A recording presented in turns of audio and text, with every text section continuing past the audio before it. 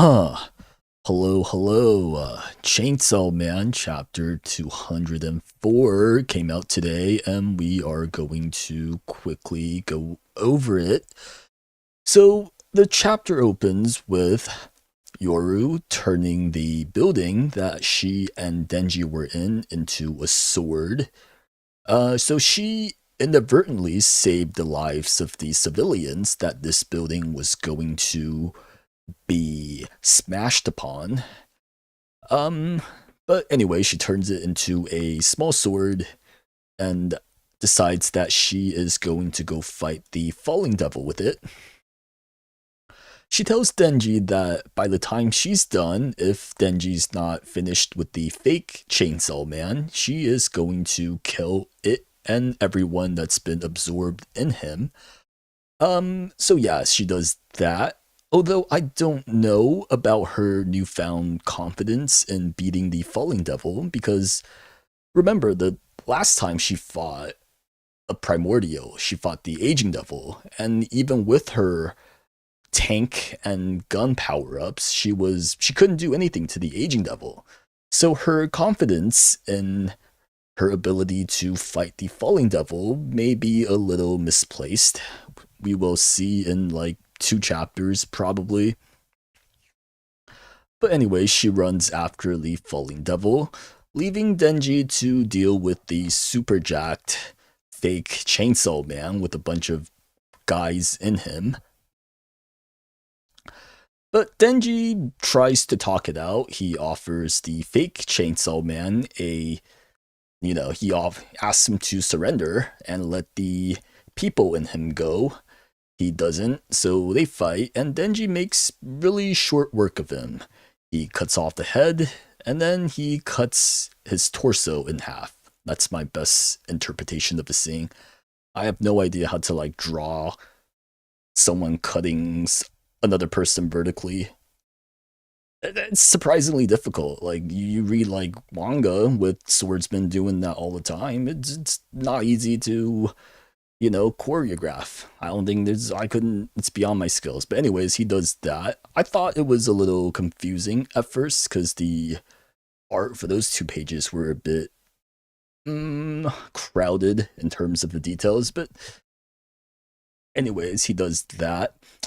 And the people that were in the fake Chainsaw Man actually did revert into their former selves, their human selves, which is honestly, like, that's the most surprised I've ever been in the entirety of the series. I thought they were like 99% dead, like Denji's gonna have to kill them with the fake Chainsaw Man, but no, they are alive. So you had the boy from last chapter, you had the girl from last chapter as well, who objected to being called minions. You had the other boy who got his face smashed in, but he's happy because he is alive, even though he's missing many teeth. And then you have an balding older man, and then you have like 1 or 2 other people in there. But unfortunately for them, the guy that was guarding the heart did not make it. Denji had to cut him in half along with the rest of the fake Chainsaw Man's body, which is why the chapter is called Only, or I'm sorry, With One Life, because Denji defeated the fake Chainsaw Man with only a single casualty, which is honestly pretty successful, all things considered. But the survivors run away in fear and panic, not necessarily out of fear for of Denji, but fear for, you know, dead bodies, this guy being cut in half, his brains spilling out. Kind of a unsettling sight, so they run away, understandably. Honestly, I would like to have seen Denji interact more with the boy from last chapter, because I thought it was pretty funny, but alas, he interacts with someone else, and that someone else is the Fire Devil. And so the Fire Devil is honestly, I really like the design. So what you have is you have like a big head of flame, under a branch. Her mouth is like a Tesla logo, which is unfortunate. But some of her branches stick out of her head as decorations, almost like a hairpin. And then she got two eyes, with the other side not shown, maybe covered by the flames. So it's eerily similar to Agni from Fire Punch again, where one of his eyes is covered in flames, while the other one not so much, and usually not that visible. Um, I ran out of space here, but the Fire Devils also got a dress on, seemingly. So very sexy, and if we're being honest, hottest devil to date yet. And not just because of the flames. But anyways, the Fire Devil asks Denji if he recognizes the head on the ground that belonged to the fake Chainsaw Man. So I guess that at least confirms that the fake Chainsaw Man is a human being and not like a combination of like 7 people, like a lot of people thought. So I was right. I pat myself on the back. But anyways, this guy I think is probably Akoku, which is like the Agni reincarnated into this series. Because I can't really think of many other candidates right now that can even be the Fire Devil's host. We weren't really introduced to too many male human characters this part. But yeah, I guess where we're going with this is the Fire Devil asking Denji to maybe reflect on his, like whether Denji notices those around him, or is he just being selfish and self-centered kind of thing, trying to guilt trip him. I think that's where the Fire Devil was trying to go. Because there's a good chance that Denji won't recognize him despite spending some time with him. But yeah, that's the end of the chapter, and I believe the next chapter comes 2 weeks from now, which is unfortunate because we just came off a break. Where is it? Let me look at the calendar. Next chapter comes at June 10th. Okay, yeah, that's 2 weeks from now, because next week is June 3rd. Like, the little gap between June and May always catches me off guard, because they both have, like, 31 days, and I'm not used to 2 months being 31 days back-to-back.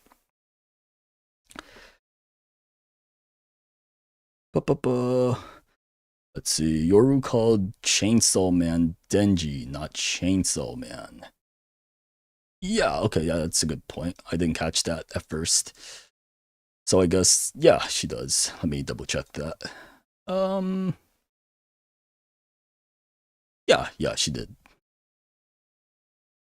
Is Yoru putting on airs when that she can defeat the Falling Devil? Probably not. Yoru's been always uncharacteristically confident in herself. Like, she's tried to fight the Aging Devil. She got, destroyed there. Well, I guess in the beginning of part 2, she kind of knew her own limits. But I guess since she got the gun and the tank power-up, she's been a lot more confident. But no, I don't think she's going to beat the Falling Devil. One thing I do appreciate about the series as a whole is that the primordials are like really treated as, primordial threats. Like you can't even touch them, and I like that that's being kept consistent so far. His face does match Seigi's. Unfortunately, you can't find an image with him showing his top head to match the face. Yeah, he's always wearing the hat. I'm trying to remember if I think we might have briefly seen like his hair when he fought Yuko in the school during his first appearance, because he did get cut across the eye that very same chapter. So I think he did maybe lose his hat when he got hit, but I didn't check. But then again, there's like not really many other candidates. It could be maybe Fujimoto will like throw us a twist and be like, "Hey, this is some other background character that was never named, and that's just been there the whole time." But I doubt it. I guess the other potential possibilities are like Nobana and the Haruka, the president of the Chainsaw Man Church Club. Those maybe. I'd say maybe Haruka has a bit more of a chance of being the fake Chainsaw Man more than Nobana does, because Haruka did have a fake ripcord on his chest. So maybe that's like you can call that like foreshadowing of, you know, but his hair doesn't match. So,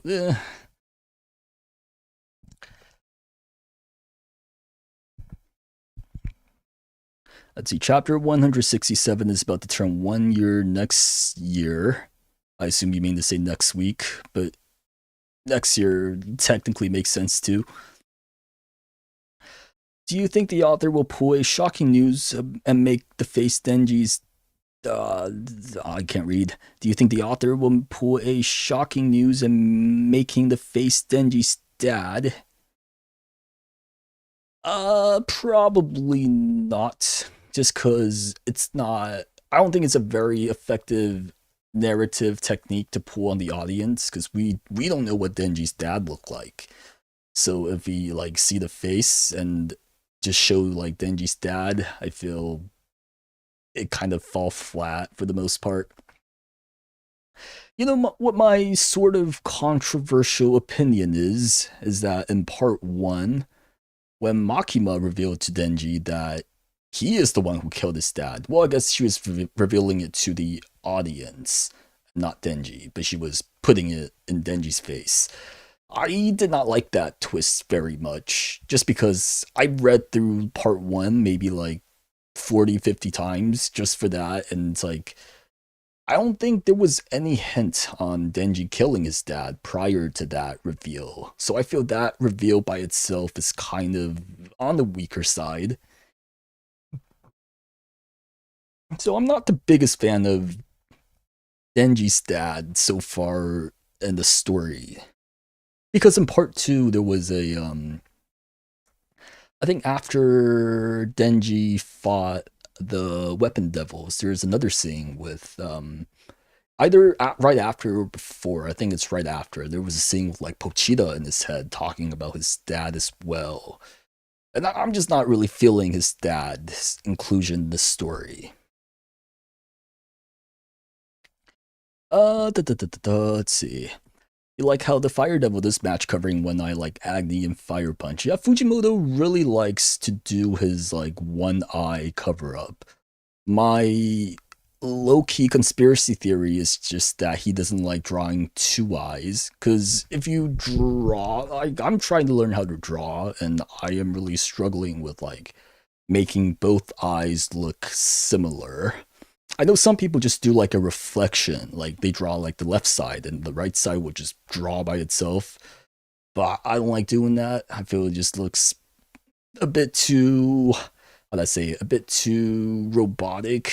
That's maybe not the right word, but it's like too, because in real life, like a real person, both their eyes don't exactly match, right? Like your right eye and your left eye probably aren't like completely identical. There's a bit of differences. So my trivial conspiracy theory is just that Fujimoto hates drawing two eyes. But yeah, it is pretty crazy that chapter 167. I mean, which one is 167 again? It has to be the one where Yoru jerks him off, right? Because 170 is the Nayuta's head. So yeah, so 167 is the one where Um, they were touching Denji in the alley. I'm trying to remember my chapters. 'Cause 170 was the Nayuta head. 169 was the sushi. And then I guess 68 and 67 were just the alley and the train ride after the alley scene. So yeah, it is a bit crazy that it's been a year already. But anyways, let's see what else. It would be weird Makima would know Denji's dad. All the Yakuza died unless she got it from the sword katana. Yeah, so I think I could overlook it in part one just because at the time we didn't know that much about Makima. And like she carried an almost omnipotent presence in part one, where she just knows a lot of things she shouldn't know. She can hear you through like bugs, animals, insects, whatever. And then she can fight, she can even fight Primordial on an even level for some time. I know I just said earlier that it's been great that no one's been able to fight Primordials, but she did for a little bit. Well, it's not really. I don't think that's really contradictory towards what I said because she fought the Darkness Devil for like 10 seconds before folding. So I feel like Denji being able to save her, or not being able to save her, but like she being able to transport them all out of hell right before getting stabbed by the other attack is pretty cool. But anyways, so I was rambling on there. Let's see, where was I? Weirdest part is that Barham is not carrying the Fire Devil since he is the Flamethrower Devil. You know what though? I feel like the Flamethrower Devil shouldn't be that strong.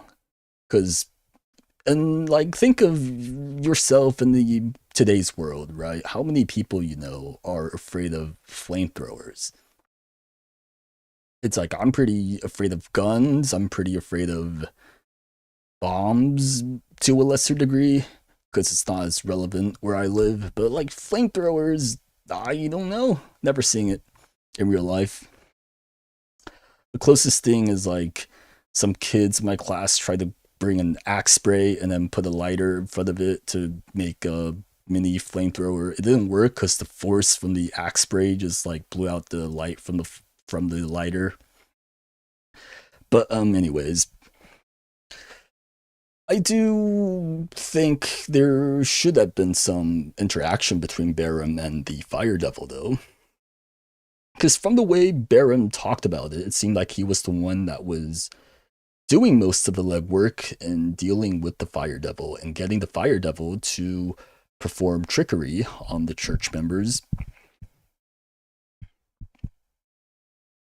So maybe we'll see Barum soon, now that we are dealing with the real Fire Devil. But yeah, the Denji and Yoru falling also, that's also a callback to their first encounter with the falling devil. Yeah, she was falling, and now she is doing the opposite of that by actively trying to fight the falling devil. Mm, let's see. It's funny how 1 year later we have everything we wanted at the moment, talking about the Fire Devil, Death Devil, and Fake Soul Man. 167 is is when Yoru uses her hand powers. Mm, that is true. She had like her other hand back then. You know, isn't it crazy that like for most of part two, most of Asa, more than half, I guess, more than half of Asa and Yoru's existence, they've been missing at least one hand. It's pretty crazy to me.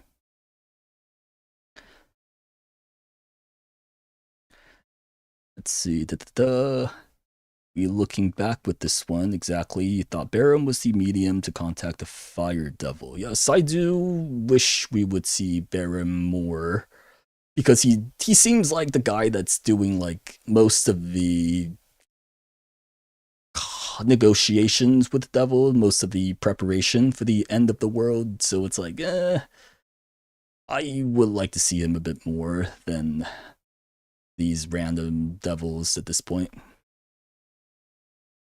See, in 167, Yoru only had one hand, and that's all she needed. That's just how good she is. But yeah, again, the chapter kind of. I do think there's been a lot of action chapters in the past year that doesn't exactly translate well to story progression the most.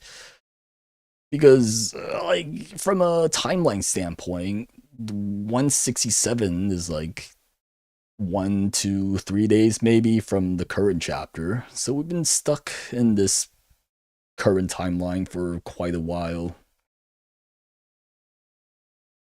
But it seems like we are about to get some answers. I'm going over the chapter again to see if there's anything else I can talk about.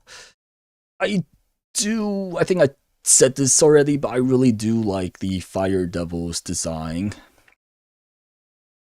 It's different from what I thought the Fire Devil's gonna be, because in my head, the Fire Devil is like a slimy, trickery kind of person. So I thought the Fire Devil was gonna be like a small, tiny devil that relies on trickery, whereas this Fire Devil is like standing tall with her back straight, very imposing. So a bit different from what I was expecting. Let's see, Octopus Man cut her arm. Yoshida did do that. Kind of a rude move. Knocked on her door and then just cut her arm off. Very impolite. Red light is a callback to Asa not crossing the street. Ooh, that's a really good pointer. Because in the first chapter of part 2, the class president and the teacher tried to drag Asa out of her apartment for some reason, and then they crossed the road, and she's like, it's a red light. And then the class president was like, we don't care, we love jaywalking. Let's see, when Asa, oh yeah, you're writing the scene as I'm describing it, yes. But nah, yeah, that's a really good call out. I didn't notice that the first time. Yeah, I'm not really sure the significance of that. Let me read the page again.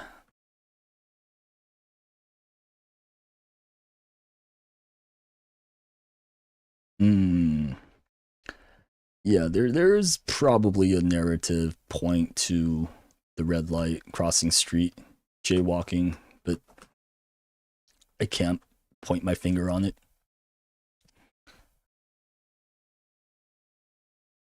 But yeah, I think that's about all we can't really talk about this chapter for the most part.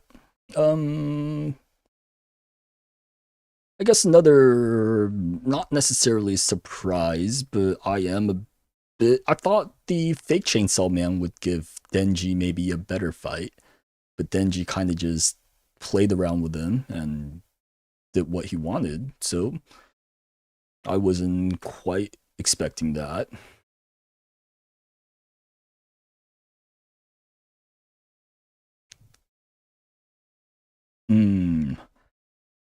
But I think that's all I got for the week.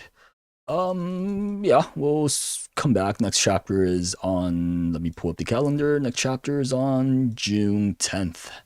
So 2 weeks from now. I'm not sure if there is a holiday in Japan where that's just part of Fujimoto's own schedule.